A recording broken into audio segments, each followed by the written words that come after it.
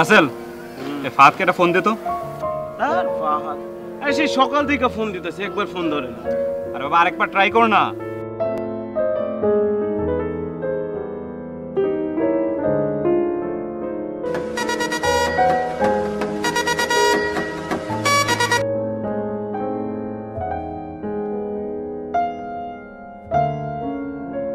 ও তাইলে মনে আসতেছে, দাঁড়া। এই যে শীতের সকালে ঘুম ভাঙে না বুঝি? সে কখন সকাল থেকে বসে আছি, তার কোনো খবর নাই। সরি সরি সরি দোস্ত, সরি। আসলে রাত্রে ফেসবুকিং করতে করতে ঘুমাইতে একটু দেরি হয়ে গেছে। আরে বোঝোসই তুই বিষয়টা। আচ্ছা যা বাদ দে, তো কি প্ল্যান করলি সেটা বল। শোন, আমরা মহল্লা থেকে যেই পরিমাণ চাঁদা তুলছি আমাদের সমস্ত প্রোগ্রাম হয়ে যাবে। ভালোই তো। তাইলে আমাদের প্রোগ্রামে কি কি থাকছে? আগে যেগুলো প্ল্যান করছিলাম ওইগুলোই না, একটু আলাদা। মনে কর যে আমরা এবার কলেজ থেকে কোনো স্মৃতিসৌধে যাবো না। মনে কর যে আমরা ফ্রেন্ড সার্কেল আছি, আর ছোট ভাই ব্রাদার যারা আছে সবারই নিয়ে আমরা ফুল দিতে যাবো। আচ্ছা, ফুলের বিষয়টা নিয়ে কি ভাবলি?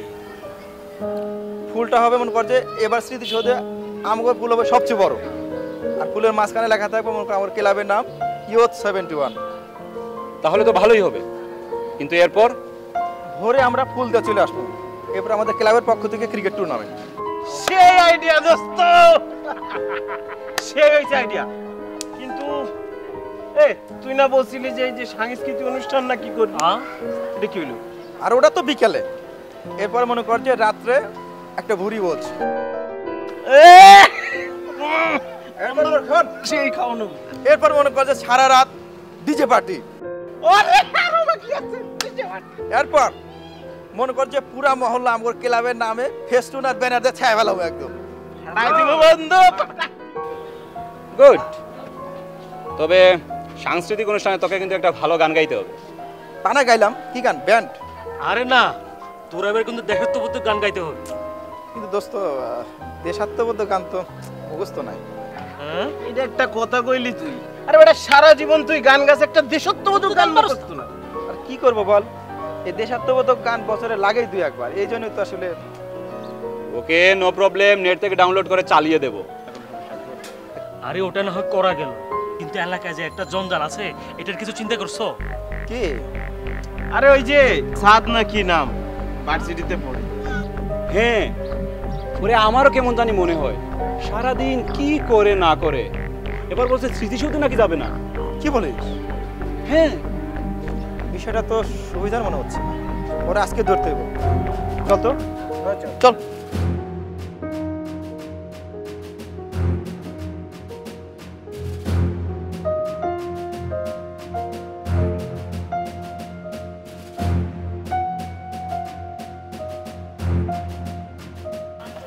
এই দোস্ত, তোরা দোকানে যায়, চাটা খা, 5 মিনিট পরে আইতে যা।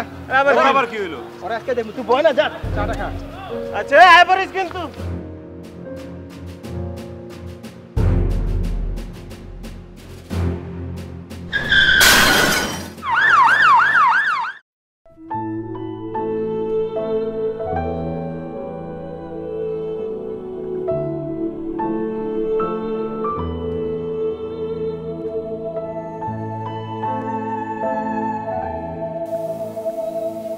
কেমন লাগছে বাবা? এই সেরে যাবে। কি অবস্থা? এই তো আছে। এখানে এখানে কি চান? বের হয়ে যান। এই তুই কাকে কি বলছিস? আরে তুই যখন আঘাত পেয়ে অজ্ঞান হয়ে পড়েছিলি, আর উনি তো তোকে হাসপাতালে নিয়ে গিয়েছিল।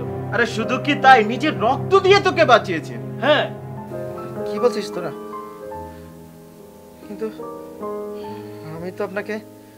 আমি রাসেলের কাছ থেকে সব শুনেছি। কিন্তু আপনি নাকি এবার শহীদ মিনারে ফুল দিতে যাবেন না, আবার কি কি করছেন? তাহলে কিভাবে আপনি শহীদদেরকে শ্রদ্ধা জানাবেন? আমরা এবার শহীদদের ভিন্নভাবে সম্মান ও শ্রদ্ধা জানাতে চাই। আমি তোমাদের প্ল্যানের কথা কিছুটা শুনেছি। এই যে তোমরা এত টাকা খরচ করে শহীদদের প্রতি যে শ্রদ্ধা জানাও, যেমন ধরো ফেস্টুন করো, ফুল কেনো, ডিজে পার্টি করো, সাংস্কৃতিক অনুষ্ঠান করো, ভুরি ভোজ করো, এতে করে কি প্রকৃতপক্ষে শহীদদের প্রতি শ্রদ্ধা জানানো হয়? আমার মনে হয় হয় না। তাই এবার আমরা সবাই মিলে চিন্তা করেছি যে যে টাকা উঠেছে এসব টাকার সাথে আরো কিছু টাকা যোগ করে অসচ্ছল মুক্তিযোদ্ধা এবং তার পরিবারদেরকে আর্থিক সহযোগিতা করতে চাই। এরপর আমরা শহীদ মুক্তিযোদ্ধাদের প্রতি দোয়ার আয়োজন করব, পথশিশু ও দুস্থদের মাঝে খাবার বিতরণ করব। যেহেতু শীতকাল, তাই শীতার্তদের মাঝে শীতবস্ত্র বিতরণ করব। আর দেশকে সবুজে ভরে দিতে বৃক্ষরোপণ কর্মসূচি পালন করব। আমার মনে হয় এতে করে শহীদদের প্রতি সম্মান ও শ্রদ্ধা জানানো হবে। তোমরা কি বলো? আসলে এত সুন্দর করে তো কখনো ভাবিনি। আসলে এটা তো অনেক ভালো আইডিয়া। তাহলে এবার আমাদের ক্লাবের তোলা সমস্ত চাঁদার টাকা আপনাদের এই কাজে দিয়ে আমরা শরিক হতে চাই। এই তোদের কোনো দ্বিমত আছে? না না না, ঠিক আছে। যেহেতু দ্বিমত নেই, তাহলে আসো আমরা দেশ গড়ার কাজে হাতে হাত রেখে নেমে পড়ি।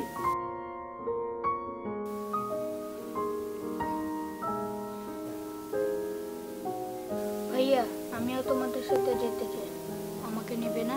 অবশ্যই নেব।